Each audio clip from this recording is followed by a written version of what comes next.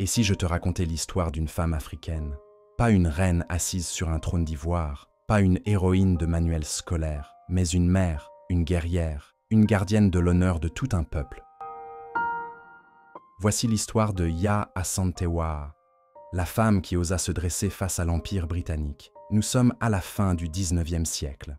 En Afrique de l'Ouest, sur une terre riche et convoitée, qu'on appelait à l'époque la Gold Coast. Aujourd'hui, c'est le Ghana. Mais pour le peuple Ashanti, ce n'est pas juste une carte ou un nom colonial. C'est leur royaume ancestral, fondé sur des siècles d'histoire, de culture et de tradition. Un royaume prospère, célèbre pour son or, son artisanat raffiné et son âme. Au cœur de ce royaume se trouve un symbole que rien ne peut acheter, le Sikadwa Kofi, le trône d'or. Mais attention, ce n'est pas un simple siège décoratif. Non.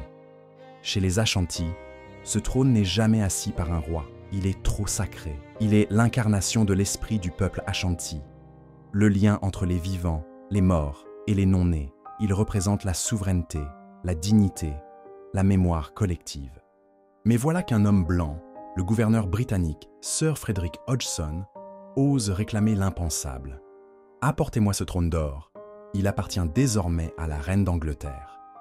Dans l'assemblée des chefs Ashanti, c'est la stupeur, le choc. Personne n'ose parler. Remettre le trône d'or à l'envahisseur, c'est comme arracher l'âme d'un peuple. Mais les chefs hésitent. Certains ont peur. D'autres veulent éviter une guerre qu'ils pensent perdue d'avance. Et c'est alors qu'une voix s'élève. Pas celle d'un guerrier, pas celle d'un roi, mais celle d'une femme, une reine-mère, Yaa Asantewaa, du royaume des Jisou. Si vous, les hommes, refusez de vous lever pour votre peuple, alors nous, les femmes, nous le ferons. Moi, Yaa Asantewaa, je mènerai ce combat. Dans la salle, le silence se brise. Les regards se tournent vers elle. Une femme, déjà âgée, mais le regard en feu. Elle ne parle pas au nom du pouvoir, elle parle au nom de l'honneur. Yaa Asantewaa passe à l'action. Elle ne se contente pas de mots. Après de 60 ans, elle prend les armes. Elle rassemble plus de 5000 résistants, des hommes, des femmes, des jeunes, des anciens. Pas des soldats professionnels, mais des enfants du royaume, prêts à mourir pour leur liberté. Elle dirige le siège de Kumasi, la capitale coloniale où les Britanniques se s'étaient installés. Les routes sont bloquées, les télégraphes coupés, les colons assiégés, pris au piège. Durant plus de 3 mois, Yaa Asantewaa devient le cœur de la résistance Ashanti. Mais les Britanniques ne supportent pas l'affront. Ils envoient des renforts massifs, des armes lourdes, des soldats venus de toute l'Afrique colonisée. Le combat devient inégal. Les Ashanti résistent, mais sont finalement submergés. Yaa Asantewaa est capturée.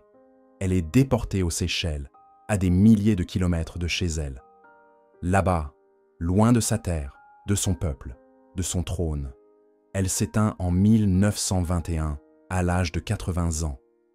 Mais son esprit, lui, ne mourra jamais. Yaa Asantewaa est aujourd'hui un symbole de courage, de dignité, de résistance. Son nom est donné à des écoles, des rues, des statues, des festivals de femmes, au Ghana, mais aussi dans toute la diaspora africaine. On se souvient d'elle comme d'une flamme qui ne s'est jamais éteinte.